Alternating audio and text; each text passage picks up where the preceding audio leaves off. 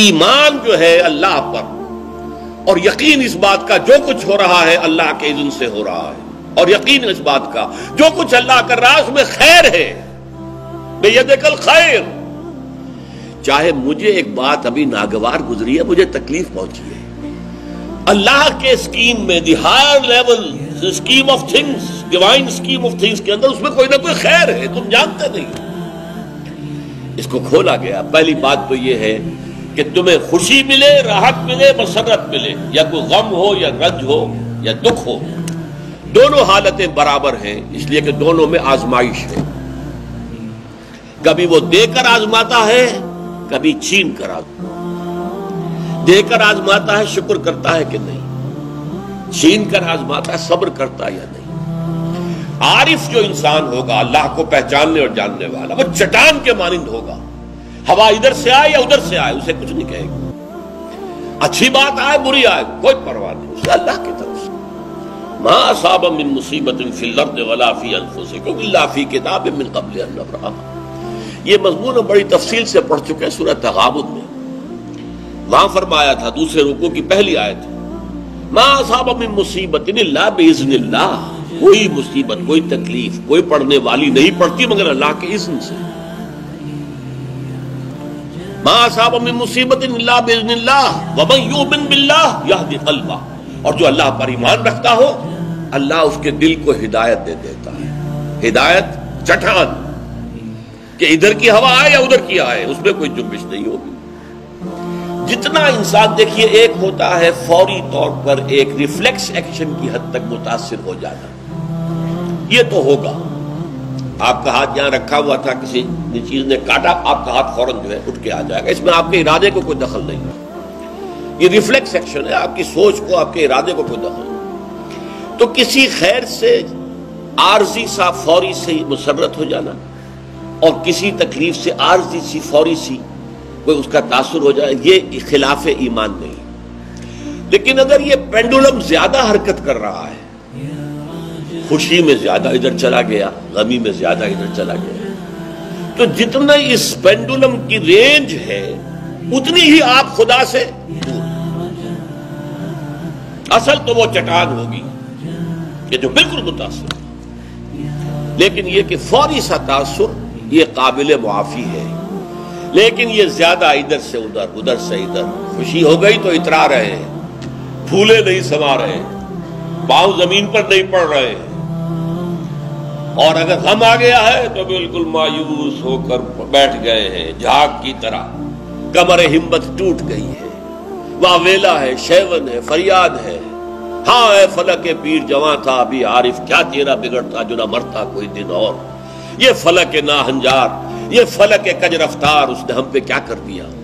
یہ ساری باتیں جو ہے یہ اللہ سے محجوب ہونے کی علامت ہے۔ اب اس میں بھی درجے ہیں کئی۔ دیکھیے پہلی بات یہ ہے کہ خوشی والی بات ہو، غم والی بات ہو، دونوں برابر ہیں، کیونکہ یہ بھی آزمائش وہ بھی آزمائش۔ یہ بات سورۃ الفجر میں کہی گئی بہت خوبصورت انداز میں۔ اللہ تعالیٰ نے انسان کی تھڑ دلے پن کی شکایت کرتے ہوئے، شکوہ کرتے ہوئے کہا فَأَمَّا الْإِنسَانُ إِذَا مَا ابْتَلَاهُ رَبُّهُ فَأَكْرَمَهُ وَنَعَمَهُ فَيَقُولُ رَبِّي أَكْرَمَنِ۔ اس انسان کا حال عجیب ہے، جب اس کا رب اسے آزماتا ہے اور عزت دیتا ہے، نعمتیں دیتا ہے، تو کہتا ہے میرے رب نے مجھے بڑی عزت دے دی۔ وَأَمَّا إِذَا مَا ابْتَلَاهُ فَقَدَرَ عَلَيْهِ رِزْقَهُ، اور جب اللہ آزماتا ہے اسے اور اس کی روزی تنگ کر دیتا ہے، فَيَقُولُ رَبِّي أَهَانَنِ، یہ کہتا ہے رب نے مجھے ذلیل کر دیا۔ کلا، ہرگز نہیں۔ اب یہاں دیکھیے، سوچئے اس نے کیا غلط بات کہی۔ عزت دی تو اللہ نے دی اور ذلت آئی تو اللہ کی طرف منسوب کر رہا۔ اس نے کسی بت، کسی دیوی، کسی دیوتا کا ذکر تو نہیں کیا نا، وہ مشرک تو نہیں ہے، پھر کیوں اس پہ تنقید کیوں ہو رہی ہے؟ فَأَمَّا الْإِنسَانُ إِذَا مَا ابْتَلَاهُ رَبُّهُ فَأَكْرَمَهُ وَنَعَمَهُ فَيَقُولُ رَبِّي أَكْرَمَنِ وَأَمَّا إِذَا مَا ابْتَلَاهُ فَقَدَرَ عَلَيْهِ رِزْقَهُ فَيَقُولُ رَبِّي أَهَانَنِ۔ کلا نہیں، کیا مطلب؟ یہ دونوں ابتلاءات ہیں، وہ بھی ابتلا ہے، یہ بھی ابتلا ہے، وہ چھین کر بھی آزما رہا ہے، دے کر بھی آزما رہا ہے، یہ تو آزمائش ہے، دونوں برابر ہیں۔ لیکن اس سے اگلا مرحلہ اور ہے۔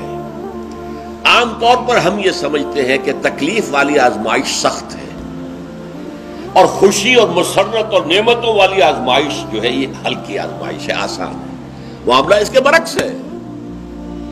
تکلیف میں ہوں گے اللہ کو یاد کریں گے، پکاریں گے، دعائیں کریں گے، اور اگر نعمتیں ہوں گی غافل ہو جائیں گے، بھول جائیں گے۔ کون سا امتحان زیادہ سخت ہوا نتیجے کے اعتبار سے؟ تکلیف والا امتحان زیادہ سخت نہیں ہے۔ مسرت، کثرت ہر شے کی، یہ چیز زیادہ نقصان دہ ہے، زیادہ بڑا امتحان ہے۔ اسی لیے خلق قرآن کے مسئلے پر جب وہ مار ماری گئی تھی امام احمد ابن حنبل رحمۃ اللہ علیہ کو، کہ جس کے بارے میں کہا جاتا ہے کہ اگر وہ مار کسی ہاتھی کو ماری جاتی تو وہ بھی چیخ اٹھتی، اس وقت ان کی آنکھوں میں کبھی آنسو نہیں آئے۔ پھر جب حکومت بدل گئی اور اب دارالخلافہ جو ہے اس میں وہ شخص متمکن ہے کہ جس کا نظریہ وہ خلق قرآن والا نہیں ہے، اب خلیفہ ایک آدمی کو بھیجتا ہے اشرفیوں کی تھیلی دے کر، یہ ہدیہ ہے، یہ نذرانہ ہے، جا کر احمد ابن حنبل کو دے آؤ۔ جب اس نے آ کے پیش کیا، رو پڑے، اے اللہ میں اس آزمائش کے قابل نہیں، یہ آزمائش سخت ہے۔ کہیں سے انعام پا کر حکومت سے پھر حق پر قائم رہنا مشکل ہو جائے۔ یہ ہے وہ صورتحال۔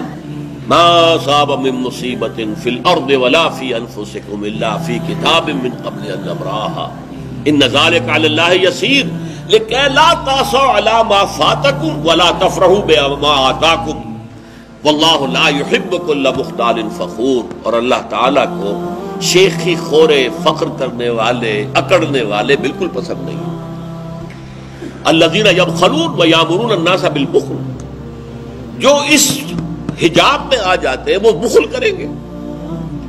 دولت ہی سب سے بڑی شے ہے، سنبھال کر رکھو، خرچ کرو گے تو ختم ہو جائے گی، دولت کی بنیاد ختم ہو جائے گی۔ اپنی تجوریوں کو بھر کر رکھو، خالی نہ کرو۔